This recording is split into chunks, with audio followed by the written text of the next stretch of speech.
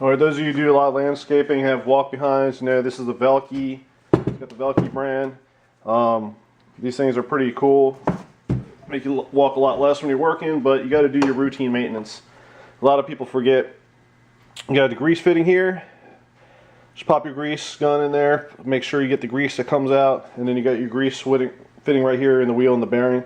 I put a lot of grease in there. You want to do at least minimum once a month. I like to do it maybe about once a week, depending on how much work you're doing. These bearings in here are notorious that if they run dry, they pretty much break within a day. So you want to make sure you get that done. Problem with this one today is I have a flat. I have another video where I patched it a while back, but patched didn't last too long. It was an old inner tube, so what we're going to do is we're going to remove it again, put a new inner tube in. I'll show you how to do that. The first thing we're going to do is remove the bolt right here. It's going to be a 19mm bolt. And you're going to use two 19mm wrenches, pull that out, and I'll just fast forward it to the next step. Piece, wheel, so all you got to do is unbolt these 4 little bolts in there, and then it should pop off. The one thing I like to recommend, there's going to be a washer that's going to fall out on one of the sides, so just be mindful of that. You can see I like to put a lot of grease on all the bearing ends and all that stuff. So we're going to start out, it's going to be a 1/2 inch socket, and you can put it on an impact of any sort and just remove it really quick. It should only take a couple minutes.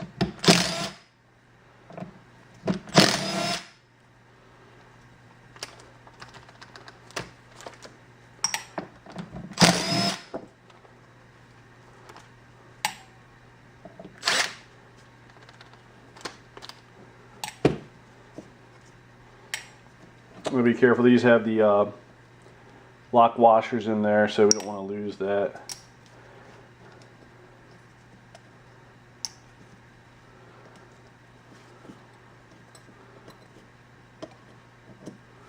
And once you have the bolts off, your spindle and everything should just pop right apart.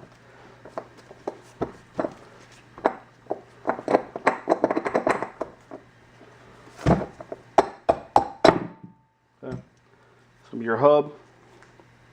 Came out pretty easily. Inside there you got your bearings and all that, so you just want to make sure you keep that clean. Put that to the side. All right. Next you do, I mean, some people like to take one side off or the other. I look at the side. You know, if you want to leave a side in, the best side to leave in is the side where the valve stem comes out. So you get a screwdriver, flathead, and just pop this side out. So separate the wheels, or you know, you can leave this side in, try to pull everything apart. Sometimes it's easier just to pull everything off.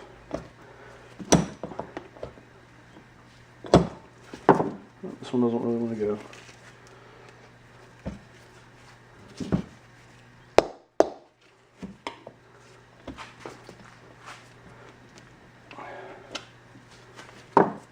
When they're that difficult, just leave it in there.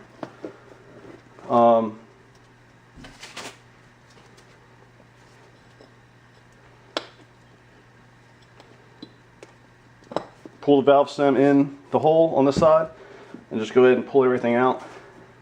Center tube.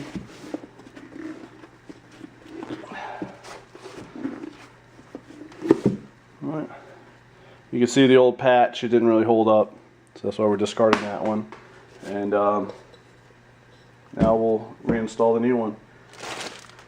The new one came in the other day. Spent about $3 for this online. They're not that expensive, so just to replace them because the rubber gets old.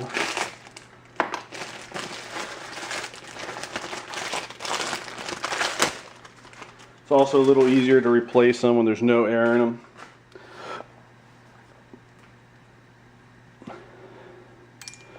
See, that's the new inner tube. So easiest thing to do, like I said, some people like to pop everything out, whatever's easiest. Put the valve stem in the hole, and you just kind of feed it all in.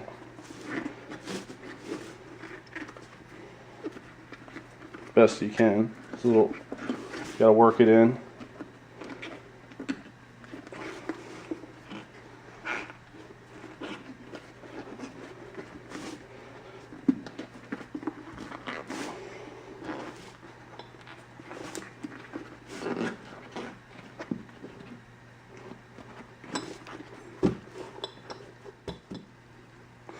Alright, to make things easier, I just kind of sped it up. I popped off the side with the valve stem just to make things go a little faster. And then I was able to feed the inner tube in. When you put everything in, you just want to make sure that you don't crimp or get the inner tube part smashed in between the two sides. So here you're going to get the valve stem and put it in between the tire like so. Okay, so you see the valve stem's right there.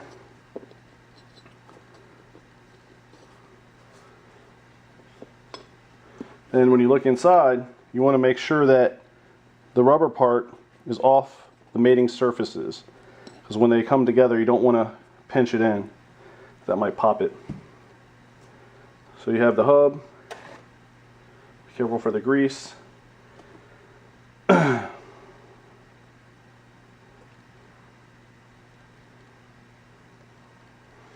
what I like to do is when you install this, you always want to put the grease, the Zerk fitting, opposite of the valve stem, just to make it. I've seen sometimes where people put it together and then it makes it really difficult to either put air in or re-grease your Zerk fitting. So that goes in like so.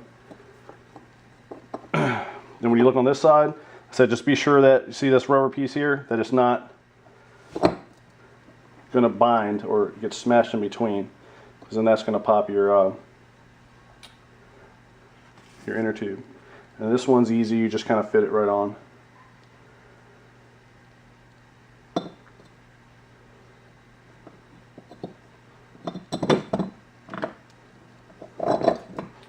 The next step I like to do is I like to put a little bit of grease on the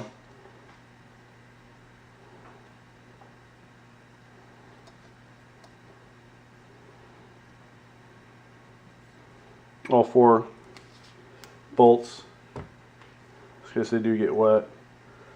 And I put the lock washers on.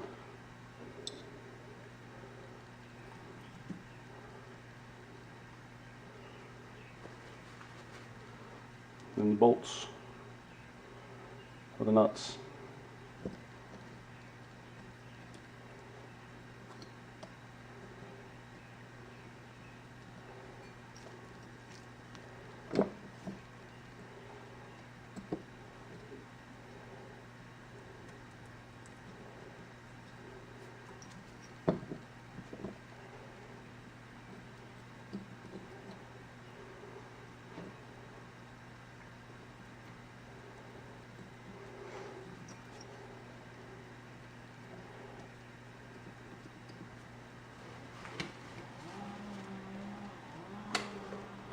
Bolt them down.